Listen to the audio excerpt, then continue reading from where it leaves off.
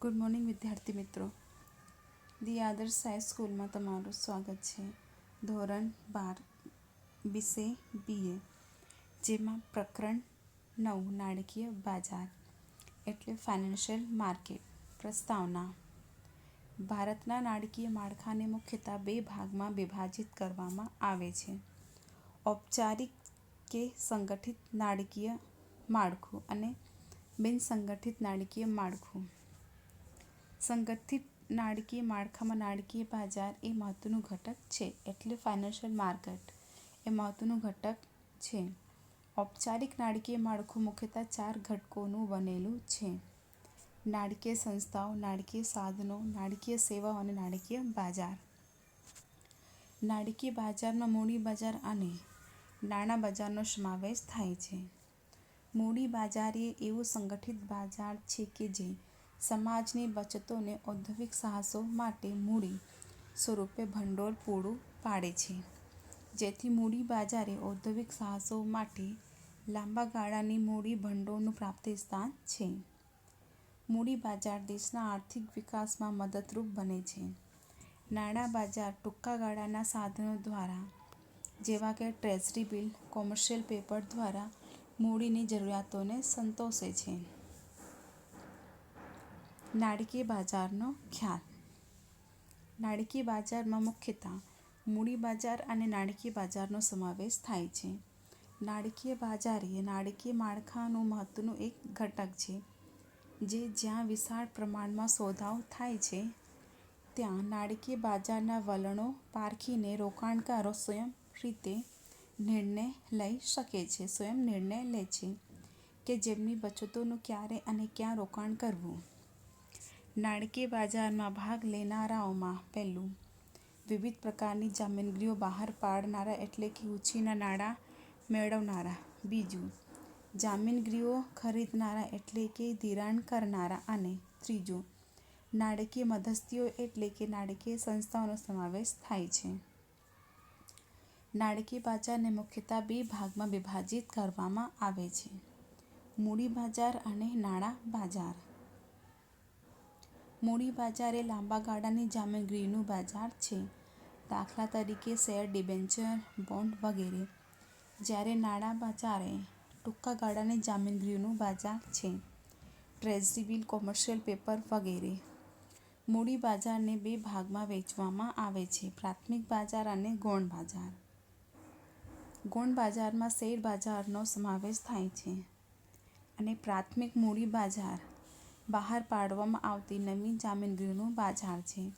જ્યારે ગૌણ એટલે કે શેર બજાર, જેમાં આ અગાઉ બહાર પાડવામાં આવેલી તેવી હયાત જામીનગીરીઓના સોદા થાય છે. હવે છે નાણાં બજાર. અર્થ અને ખ્યાલ.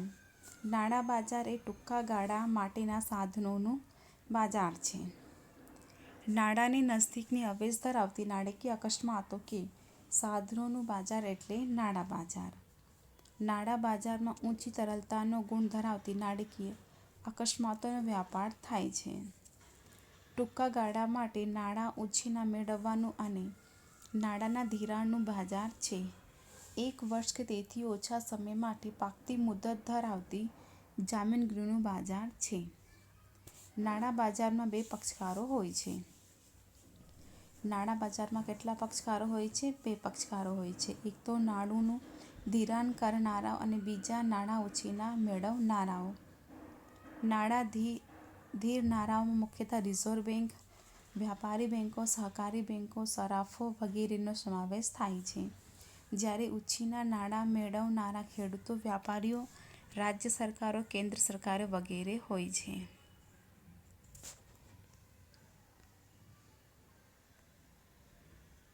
નાણાં બજાર એ શેર બજાર જેવું કોઈ ભૌતિક સ્થળ નથી, પરંતુ નાણાંનો વ્યાપાર કે લેવડ-દેવડ કરતી વિવિધ સંસ્થાઓનો એક સમૂહ છે. નાણાં બજારની વ્યાખ્યા. ટૂંકા ગાળાની નાણાકીય મિલકતો કે જે ઊંચી તરલતા સાથે નાણાંની નજીકની આવેશ ધરાવે છે, તેના વ્યવહારોનું બજાર એટલે નાણાં બજાર. લક્ષણો.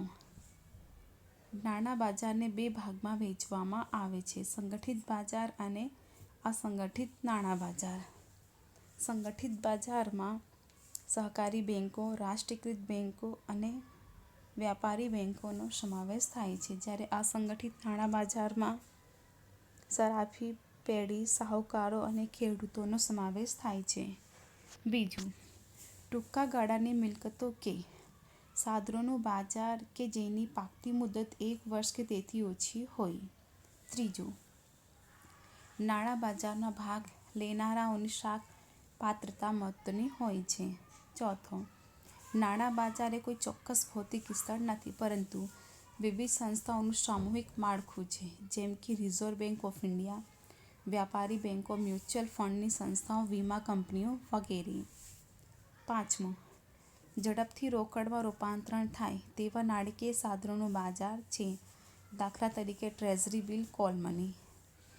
આર્થિક અને ટેકનોલોજીના વિકાસ સાથે નાણાં બજારની પેટા શાખાઓ પણ વિકસે છે, જેમ કે call money market, bond market, treasury bill market. મોટાભાગના નાણાકીય સાધનો દેવાના સાધનો છે. અન્ય નાણાકીય સાધનોની સરખામણીમાં વધુ સલામત હોવાથી જોખમનું તત્વ ઓછું છે. નાણાં બજારની સફળતા અને કામગીરીનો આધાર બેન્કિંગ પદ્ધતિ અને નાણાકીય સંસ્થાઓની કામગીરી ઉપર રહેલો છે.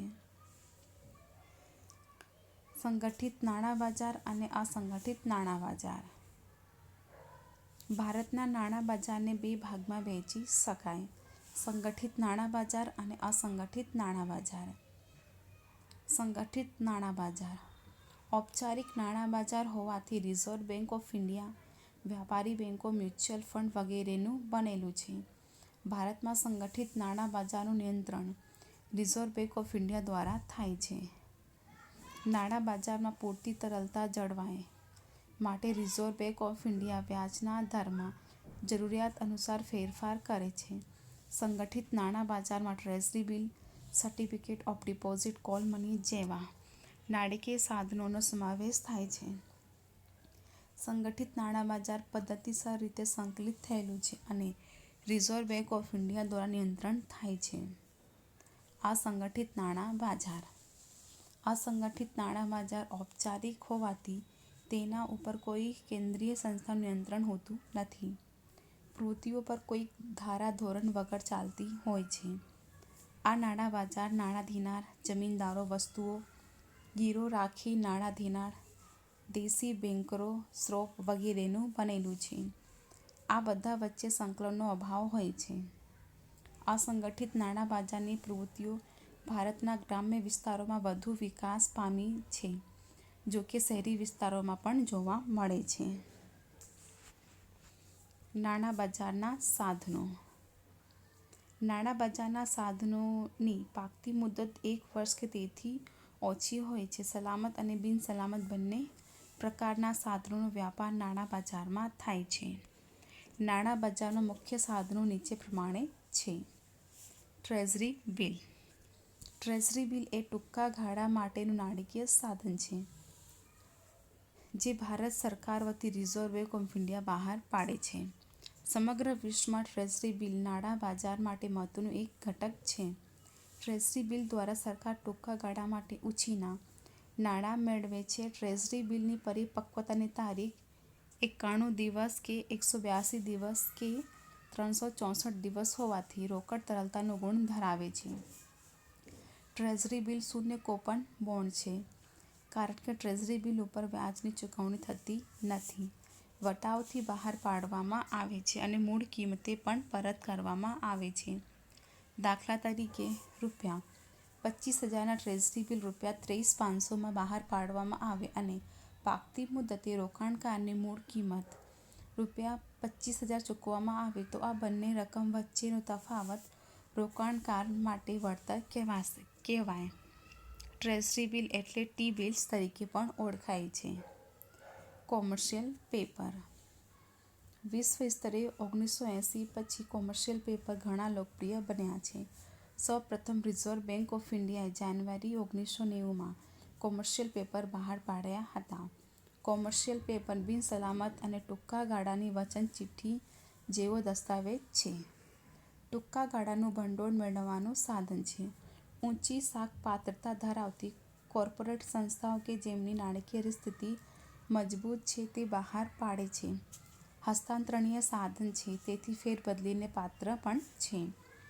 કંપનીઓ અને નાણાકીય સંસ્થાઓ ઓછામાં ઓછા 7 દિવસ અને વધુમાં વધુ 1 વર્ષની મુદત માટે બહાર પાડી શકે છે. કોમર્શિયલ પેપરનું રિઝર્વ બેંક ઓફ ઇન્ડિયા દ્વારા નિયંત્રણ થાય છે. તે રૂ.5 લાખ અને તેના ગુણાંકમાં વટાવથી બહાર પાડવામાં આવે છે અને તે ફાઇનાન્સ પેપર, ઇન્ડસ્ટ્રીયલ પેપર અને કોર્પોરેટ પેપરના નામે પણ ઓળખાય છે. થાપણનું પ્રમાણપત્ર સર્ટિફિકેટ ઓફ ડિપોઝિટ.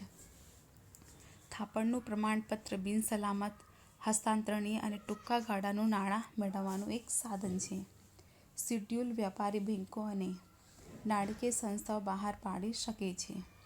બેંકમાં મૂકેલી બાંધી મુદતની થાપણની રસીદથી થાપણનું પ્રમાણપત્ર તદ્દન અલગ છે. થાપણનું પ્રમાણપત્ર હસ્તાંતરણીય અને વેચી શકાય છે, જ્યારે બાંધી મુદતની થાપણની રસીદ હસ્તાંતરણીય નથી અને વેચી પણ શકાતી નથી. શિડ્યુલ વ્યાપારી બેંકોને તેમની જરૂરિયાત અનુસાર કેટલીક શરતોને આધીન બહાર પાડવાની સ્વતંત્રતા ધરાવે છે. થાપણ પ્રમાણપત્રની કિંમત ઓછામાં ઓછી રૂ.1 લાખ હોવી જોઈએ.